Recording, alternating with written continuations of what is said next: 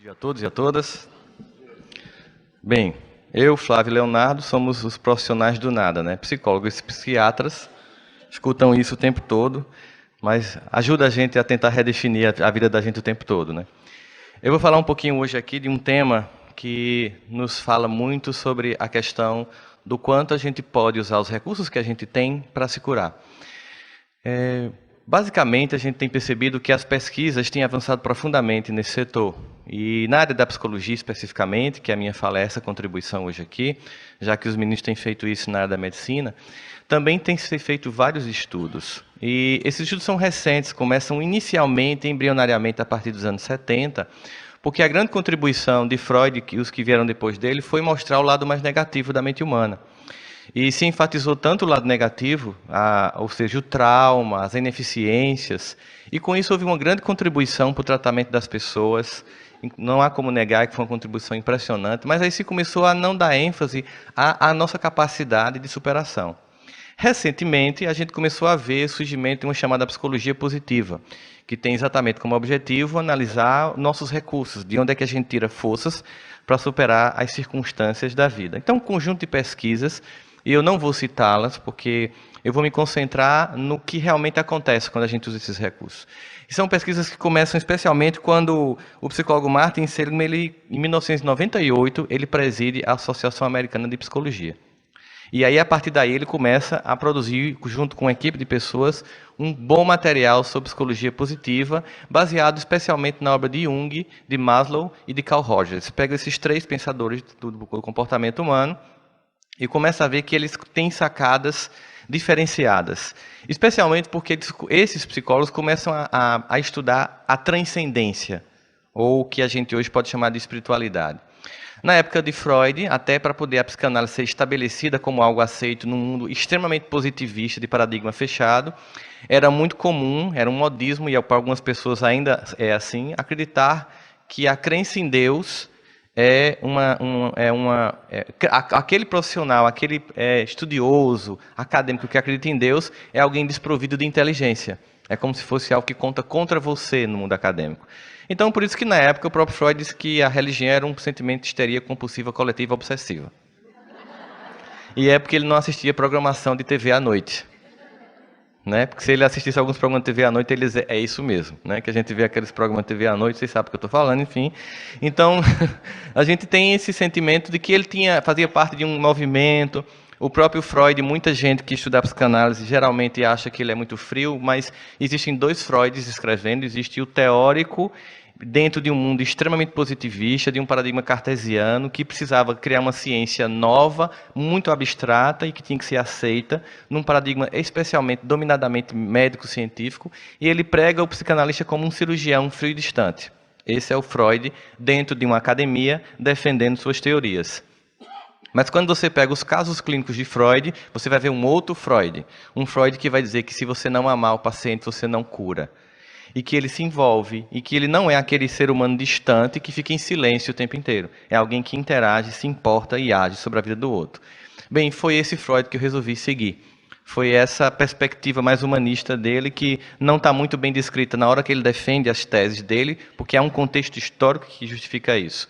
Mas a partir de Jung, que é um discípulo dele, e outros que vêm depois, que começam a dar mais ênfase a isso, se cria essa chamada psicologia positiva.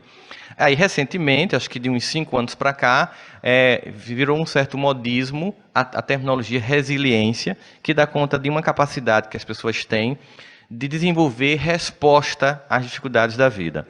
A resiliência, nos primeiros momentos do estudo, era considerado como invulnerabilidade psicológica, como se alguém que tivesse resiliência fosse invulnerável à dor. Esses primeiros estudos hoje são descartados, porque não é que você é invulnerável, você sente a dor, você sente a angústia, mas você consegue dar uma resposta positiva a isso. E aí a gente percebe uma coisa incrível com relação aos estudos de resiliência. Resiliência não tem a ver com o que acontece externamente, tem a ver com o que acontece internamente. E a partir daí começa a surgir um problema.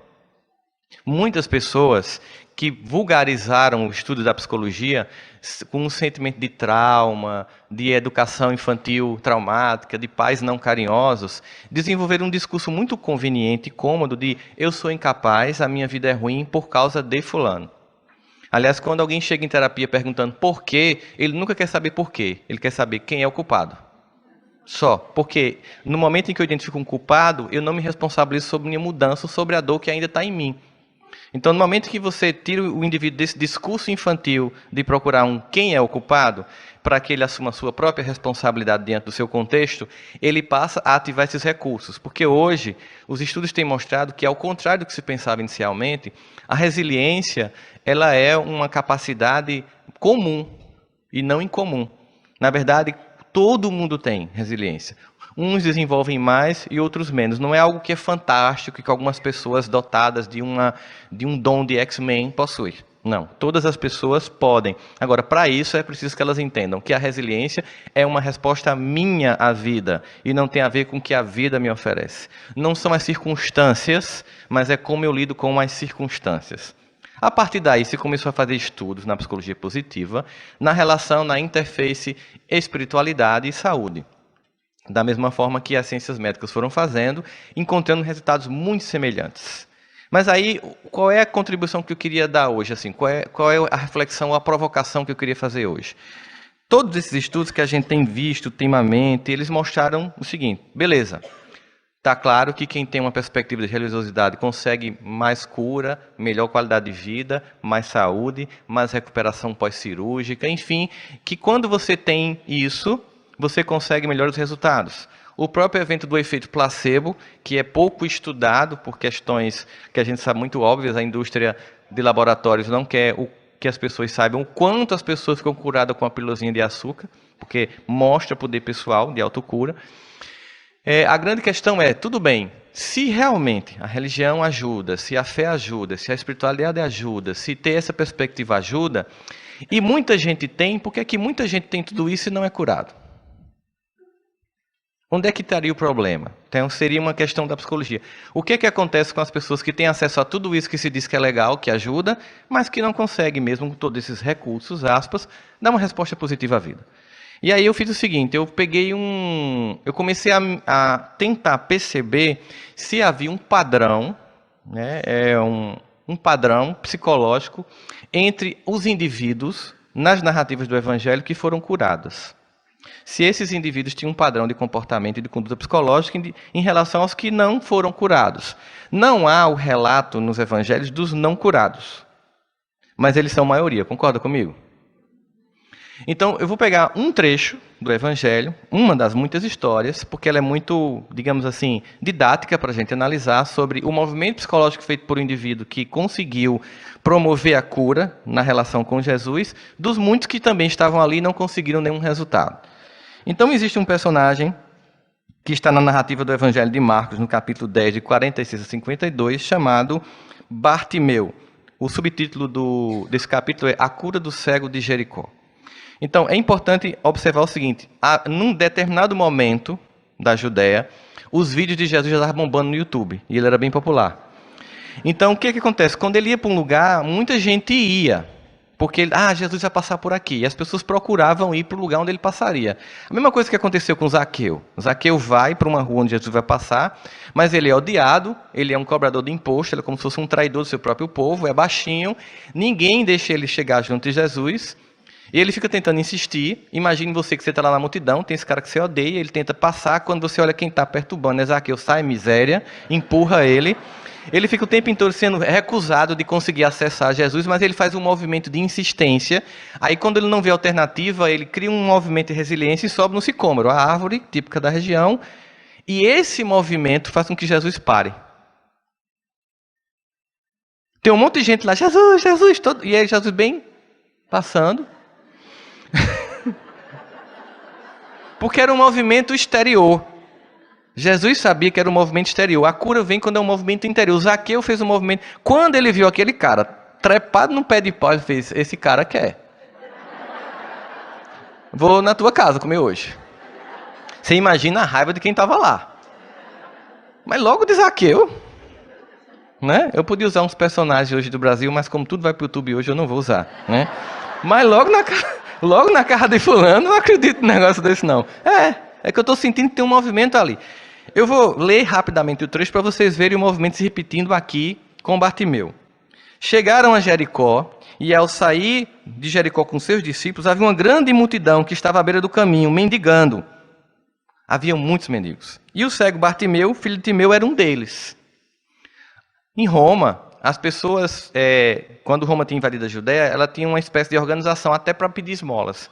Então, para pedir esmola, tinha que ter uma autorização do império. E essa autorização era dada numa capa que você vestia e estava escrita nela: este homem é uma pessoa pobre, vive de pedir esmolas. Então, ele tinha essa capa, mas muitos outros mendigos lá não tinham. Ele podia estender a mão, os outros não podiam. Essa era a condição. Essa multidão de mendigos, de pessoas com várias deficiências, porque, primeiro, as pessoas casavam com primos de primeiro grau, naquela época, não havia conhecimento sobre genética naquela época, além do nível baixo de nutrição também, que dava muitas doenças congênitas. Então, havia muita gente cego, todo tipo de doença no caminho, Jesus passando. Quando ouviu que Jesus ia passar, o Nazareno passava, começou a gritar: Jesus, filho de Davi, tem misericórdia de mim. Primeira coisa, a gente vê aqui alguns movimentos. Ele vai para o lugar que ele sabe que Jesus vai passar. Há um movimento de insistência. Ou seja, eu vou para lá. 2, Jesus vai passando e uma multidão inteira falando e ele dá um grito. Certo? Ou seja, ele não apenas fica lá esperando inerte. Ele faz um movimento de pedir, que é um movimento de humildade. Aí as pessoas pedem para ele calar a boca. Cale a boca. Ele, porém, grita mais alto: Jesus, filho de Davi, tem de piedade de mim. Quando ele faz isso, Jesus para. A mesma coisa que acontece com Zaqueu. Jesus faz assim, tipo, opa, aqui tem um que quer dentro a cura. E aí ele faz: chamem ele. Provavelmente a mesma pessoa que mandou ele calar faz assim: vai lá, tá te chamando. É porque não tem essa narrativa no Evangelho, mas a gente imagina que deve ter sido assim, né? Versão roçando do Evangelho, com todas as críticas possíveis. Né? Aí ele vai.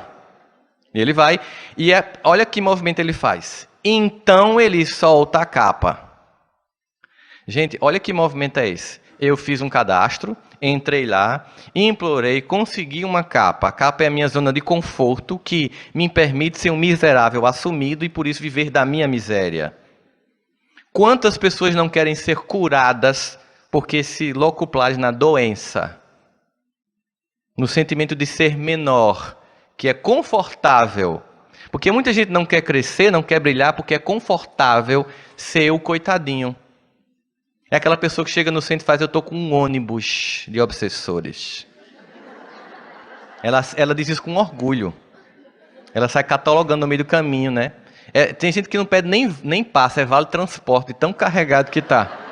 Então ela tem um orgulho disso. Aí não, vamos evangelizar a criança. Não, eu sou um espírito muito atrasado. Vamos dar uma palestra. Não, eu sou um espírito muito atrasado. É porque não conhece a gente, né? Se soubesse quem é a gente. Que é a primeira vez que a gente entra no centro espírita, que a pessoa entrega uma mensagem. Com aquela voz: boa noite, querido irmão, seja bem-vindo. Essa mensagem da nossa mentora Joana. Aí entra aquela música clássica, que já é diferente do pancadão de hoje em dia, já muda o ambiente. Né? Aí uma pessoa faz uma prece: amados irmãos, tal. A outra lê: pela psicografia de Chico, as mãos abençoadas do mineiro, Emmanuel, pão nosso. Aí lê, aí vem um palestrante. Aí você faz: que povo evoluído. 15 dias depois você descobre que... Antigamente eu achava que falar assim era falsidade, mas não. É a nossa vontade de sermos suaves. É a nossa vontade de sermos melhor. É a nossa busca de construirmos uma identidade mais baseada no modelo que é Jesus. Ninguém está fingindo ao falar suave, está buscando a suavidade. Ninguém está fingindo a falar com doçura do Evangelho, está procurando em si a própria doçura, mas é igual a gente. E aí Bartimeu solta a capa. Olha só, se ele soltou a capa e tinha um monte de mendigo atrás sem a capa, o que aconteceu? Ou seja, não tem volta. É um movimento que ele não tem volta. Observe, ele estava perdendo toda a zona de conforto dele. Ele estava saindo de um lugar já conhecido. Ele estava indo para o desconhecido. E aí ele chega perto de Jesus. Jesus faz uma pergunta aparentemente sem nenhum sentido. Porque chega um cego perto de Jesus. Não olha para ele não, né? Porque o cego não olhou. Chega um cego perto de Jesus. E Jesus pergunta: o que você quer? Não, pergunta assim, Tipo assim, ô Jesus, vamos combinar, tá na cara. Mas eu lembro que uma vez eu estudando psicologia, pegava um ônibus. Vocês já pegaram ônibus na vida? Vocês já chegaram, correram, quando chegou o ônibus, saiu, e você se sente ridículo, humilhado. Você baixa a cabeça e todo mundo do ponto escolhendo pra você. Já passaram por isso? Então, eu cheguei e corri um amigo meu. Chegamos, tá. Chegou lá, um dos fareiros, ele ficou... Tem nada não, Rossandro. Um dia eu ganho na Mega Sena. Aí eu fiz, e aí? Aí vai ter um ponto de ônibus só pra mim. Entendeu, Flávio? Como assim? Por que não compra um carro? Porque, veja só, Bartimeu, ele podia ter pedido outra coisa a Jesus. Porque começar a ver tendo nascido cego, adulto, um homem que socialmente era invisível, porque ele não tinha nem nome. Bartimeu, o prefixo Bart, em aramaico, significa filho de. Ele era o filho de Timeu, nem nome o homem tinha, ele era invisível. Ele passou a vida pedindo esmola. Se ele voltasse a ver, ele ia viver de quê?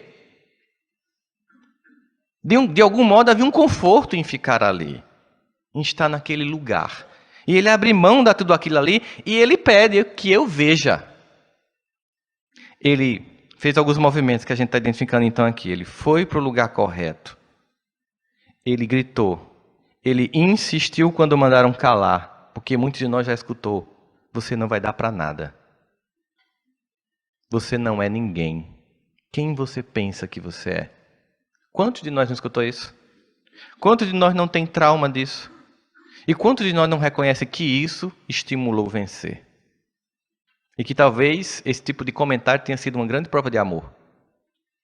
Porque era exatamente o que o nosso espírito rebelde precisava fazer. Pois eu vou conseguir. Né? Então esse movimento. Aí ele vai e ele grita e ele insiste. E outra coisa, ele sabe exatamente o que ele quer.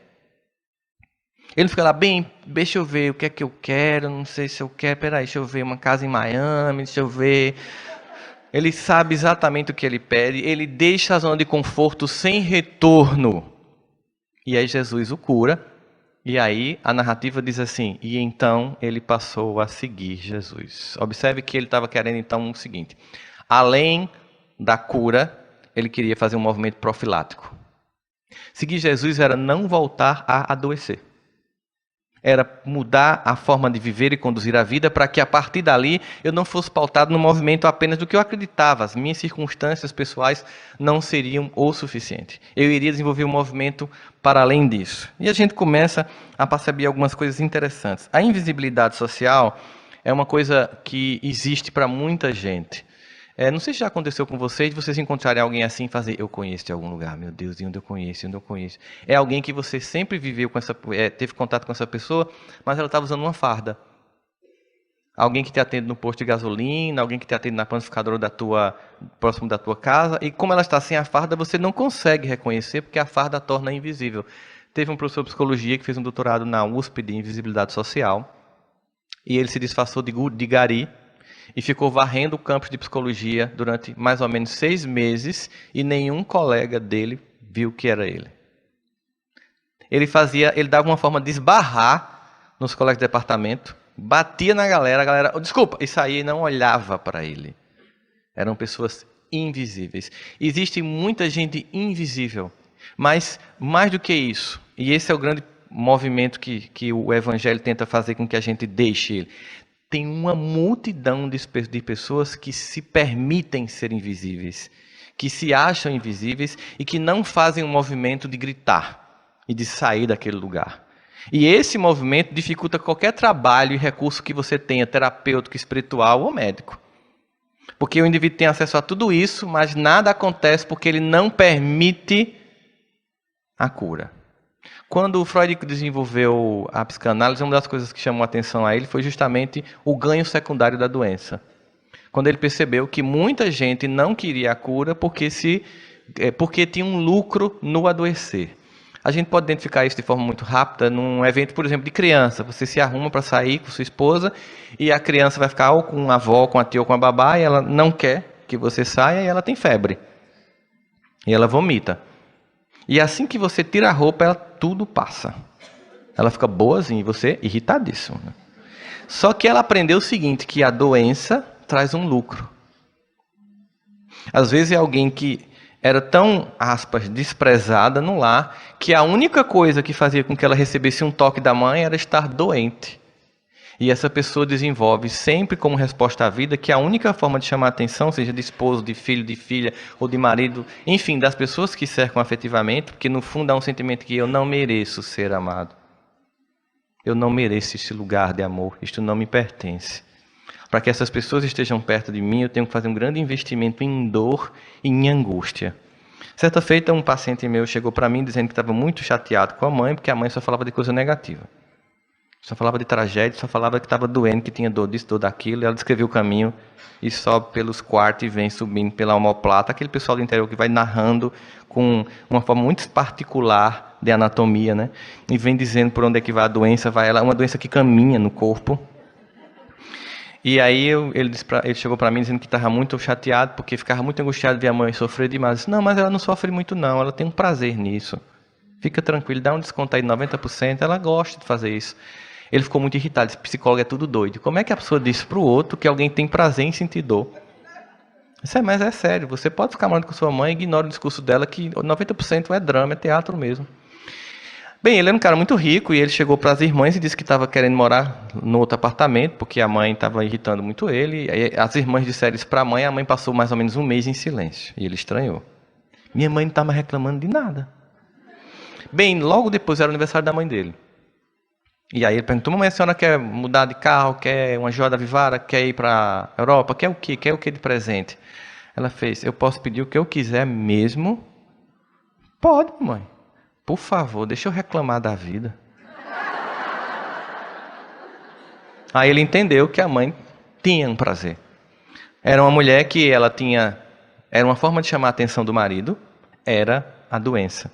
Eu já atendi, por exemplo, um casal que levou uma filha que estava doente, a filha já tinha aquele discurso que muitos de nós já passou por todos os médicos e ninguém dá uma solução. Já ouviram esse discurso?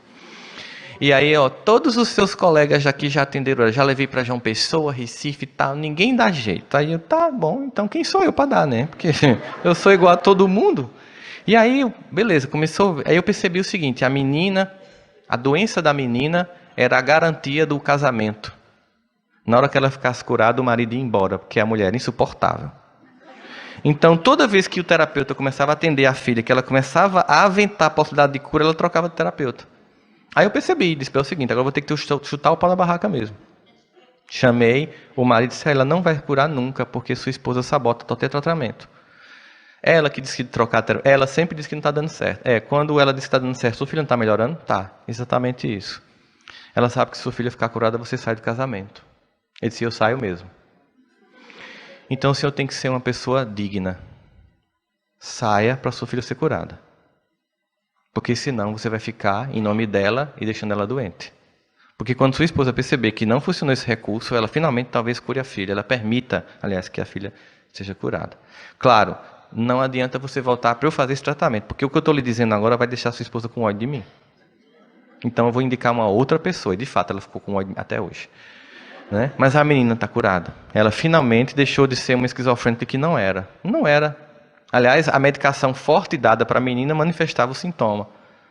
Que ela tomava Aldol, na dose alta, e sem nenhum tipo como a Keneton para poder não impregnar. Então ela vivia feito um zumbi, The Walking Dead People. Né? E o pai vendo aquela menina, se eu sair do casamento, ela morre.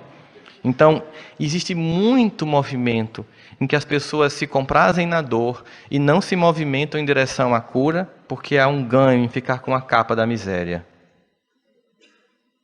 Muita gente prefere isso. Existe, por exemplo, nos movimentos, de um modo geral, as pessoas que não fazem nada, as pessoas que só criticam e as pessoas que fazem. Escolha o seu lugar e você vai dizer qual é o seu objetivo de estar aqui. Você vai começar a perceber que quem faz é criticado. Geralmente por quem não faz. E o primeiro movimento de resistência é suportar essa crítica sem ficar com raiva. Sem ficar magoado, sem ficar machucado. Porque no fundo você vai entender que quem faz isso é um irmão seu que gostaria muito de estar fazendo o movimento. E que talvez você tenha que, muito pelo contrário, se movimentar muito mais para dizer para ele, também você pode. Não é para alguns, é para todos. Identificar isso em nós é uma coisa que chama muita atenção, porque com esse universo que diz, né? Por isso que eu digo que talvez a grande questão filosófica de nossos dias não é o to be or not to be, de Shakespeare. Não é a tragédia de Hamlet, na Dinamarca. É, você não vale nada, mas eu gosto de você. Tudo o que eu queria era saber por quê. Eu acho que essa é a grande pergunta filosófica dos nossos tempos. E a essa pergunta, a resposta é: você gosta de quem não gosta de você porque você não gosta de você. E só quem não se ama é que submete a qualquer tipo de lixo afetivo que chama de relacionamento. E se torna um terreno baldio das misérias humanas. É assim que funciona. Só que Bartimeu cansou. Só que Zaqueu cansou. E esse cansei, tipo hashtag pronto, já deu, fez Jesus parar. Porque ele identificou, aí existe vontade e um movimento forte interno para que tudo que eu tenho para oferecer seja recebido. É como se no fundo todos nós fôssemos depositários de uma profunda herança de amor, de luz, de cura e de possibilidades. Poucos sacam. Porque existem algumas senhas para acessar. E essa senha tem 5 dígitos, que chama-se perdão. Mas não é o perdão apenas aos outros, porque não é suficiente. Eu conheço muita gente que não está mais magoado com ninguém, mas ainda não se perdoou. Ainda se culpa, ainda se martiriza, ainda se cobra, ainda se acha imperfeito. E aí você começa a ter um outro movimento fundamental hoje da psicologia, que a gente vê muito bem na obra de Joana de Ângeles. Sem aceitar as próprias sombras, eu jamais acendo a minha luz.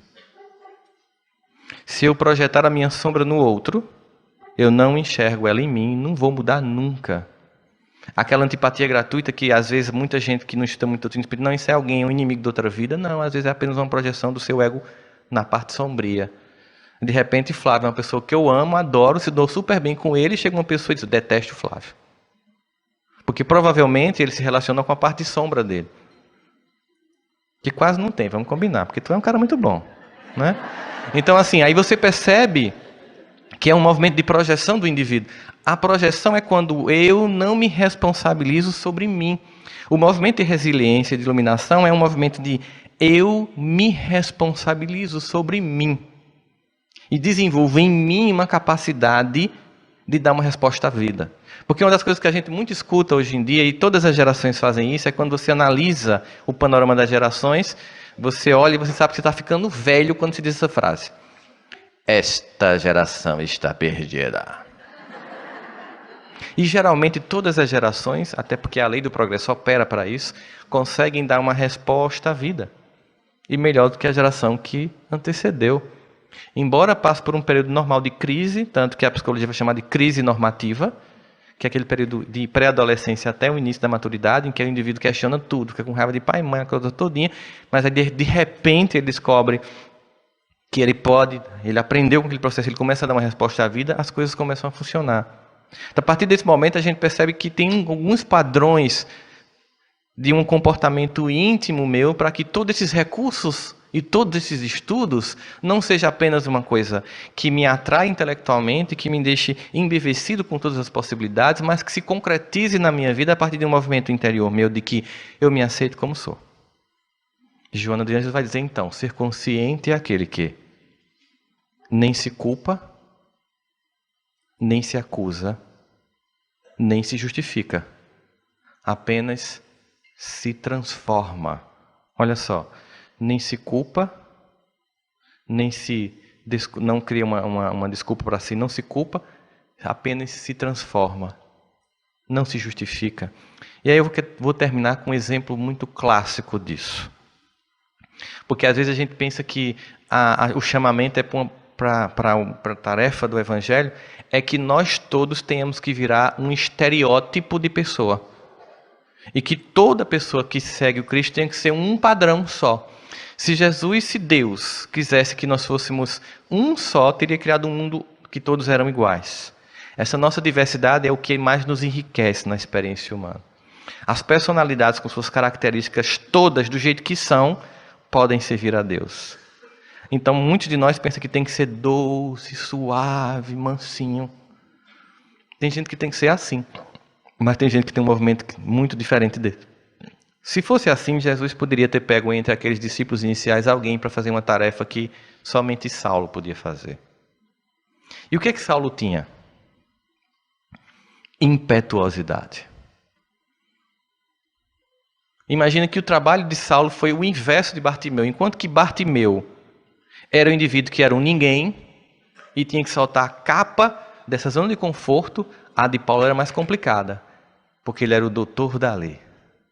Jovem, poderoso, ele era empoderado. Ele era do que hoje é descrito na geração na psicologia como a geração do eu me acho. Vocês devem ter alguns adolescentes assim em casa, né? Então, ele era o cara que se achava. E a capa que ele tinha que soltar era justamente essa, do poder. Enquanto Bartimeu era da profunda falta de poder, a de Saulo era do poder, que depois ele tinha que ver que não vinha dele. Para funcionar, tem que vir de Deus. Mas Saulo é aquele cara que foi discípulo de Gamaliel, um grande doutrinador da Torá, um homem bom em meu sinédrio, um grande conhecedor. Saulo faz parte de uma tradição de um povo que aguentou milênios de escravidão, de destruição do templo, do seu povo, ouvindo 16 profetas dizer, vai valer a pena, porque um dia toda a dor do nosso povo vai ser compensada pela vinda de um homem. E que fará todo sentido. Paulo estudou isso. Paulo fez o bar mitzvah dele, colocou o kippá, recitou os 5 livros da Torá, porque ele esperava o Messias, ele veio, Paulo não reconheceu, Paulo perseguia, matou o primeiro mártir do cristianismo, apedrejado, Estevão, e estava a caminho de Damasco para continuar na sua visão equivocada, mas focada nisso, até que ele encontra Jesus. E certamente, apenas a reverberação do som do Cristo fez Paulo entender, não acredito que era ele, esse homem que todo o meu povo e eu esperei a vida inteira que eu perseguia. Esse movimento para qualquer pessoa comum que foca na culpa e na justificativa seria paralisante. Ele faria o seguinte, 2 movimentos comuns. Culpa, eu não mereço sua presença. Passei a minha vida te esperando, todo o meu povo te espera, ouvi 16 profetas, recitamos cânticos, todos os 150 salmos cantados no templo, esperando a tua vinda, tu veio, não reconheci, não mereço sua presença, sai de perto de mim. Esse é o movimento da culpa, eu não mereço. O movimento da justificativa, Jesus, mas vamos combinar, você me enganou. Cara, estava te esperando assim, sabe, o Senhor dos Exércitos, descendo em toda a sua honra e toda a glória, aí tu nasce numa manjedoura, gente do jumento, filho de um carpinteiro de uma mulher desconhecida. Hashtag vamos combinar, tu me enganou. Isso seria justificativo, ou seja, eu não tenho culpa de não ter percebido você. Ele fez esses 2 movimentos. O que ele perguntou? O que queres que eu faça? O que é isso? A tecla aperta sapo que você vai entender. Tá, tudo bem, até agora eu estava fazendo tudo errado. Como é que eu acerto agora? Pronto. Não existe preocupação com o passado.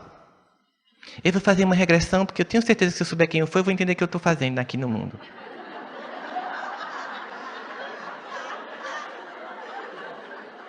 Cara, não deu para perceber já não, velho?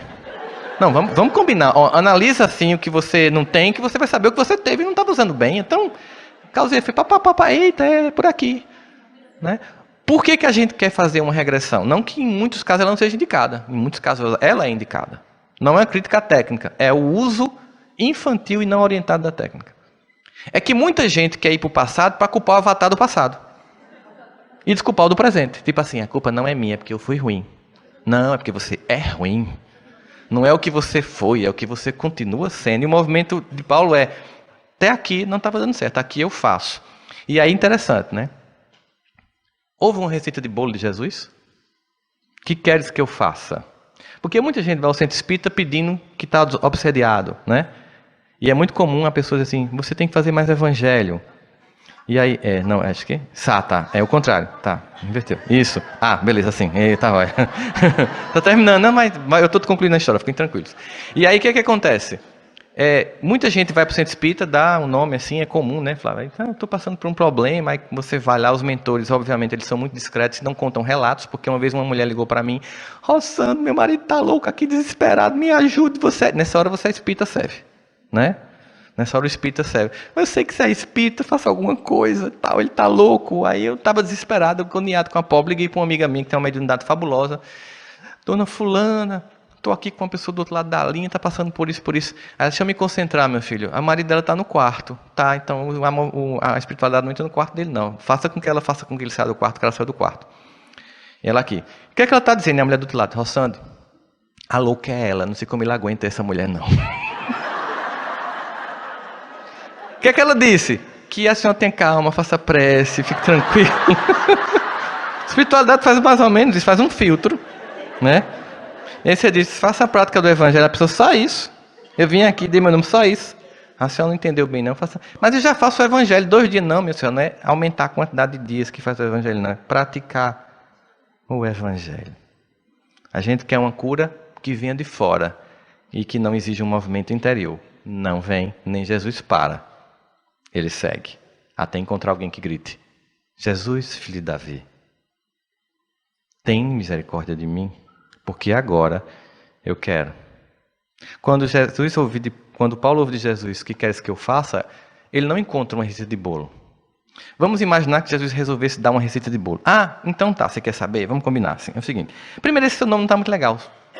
Sabe, Saulo é muito judeu, e assim, eu quero que você abra umas franquinhas minhas aqui, um monte de franquia em algumas cidades, e tem que ser um nome mais cosmopolita, sabe? Então, Paulo fica melhor, Paulo é legal. Você vai abrir um monte de franquias, você chamar de igrejas, né? E é o seguinte, esse pessoal no início, quando você estiver lá, vai ser muito legal, vai te obedecer, vai ordenar com você legal, vai seguir meu exemplo, mas assim que você viajar para abrir outra franquia, vão começar a perturbar o ambiente. E você vai ter que começar a controlar essa galera. E não vai ter WhatsApp, não tem e-mail, então você vai fazer umas cartinhas. Lombo do jumento para lá, lombo do jumento para cá, com as cartinhas orientando a galera. Colonicenses, romanos, tarará, você vai orientando. Você vai viajar, você vai ser humilhado, você vai passar 3 anos no deserto. Você vai ser ignorado pelo seu povo, sua família vai ignorar. Você vai viver do seu próprio trabalho, você não vai dar trabalho a ninguém. Você vai ser preso. E finalmente você vai para Roma. E lá vai ter um homem chamado Nero, vai ter um surto psicótico. E não vai ter remédio que dê para ele, ele toca fogo na cidade, o Ibope cai. Quando o Ibope dele cair, ele vai fazer o que num país que eu ainda vou fundar no futuro, vão fazer muito, é culpar o outro. E aí vão dizer que o culpado são os cristãos. Você vai estar lá e ele vai mandar cortar a sua cabeça. Topa?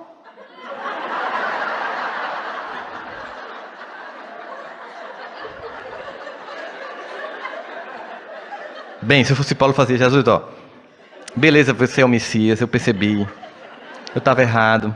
Fica tranquilo, eu vou voltar para a Judéia. Não vou mais perseguir você, mas a gente se encontra depois. Sabe por quê?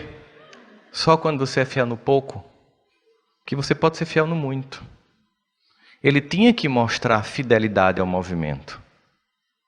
Ele tinha que mostrar para as pessoas, sim, que elas tinham que acreditar na capacidade de eu posso e mereço ser curado. Eu quero gritar, eu mereço. Eu não escuto mais a minha voz ou a voz do passado dizendo você não pode, você não merece, você não é ninguém.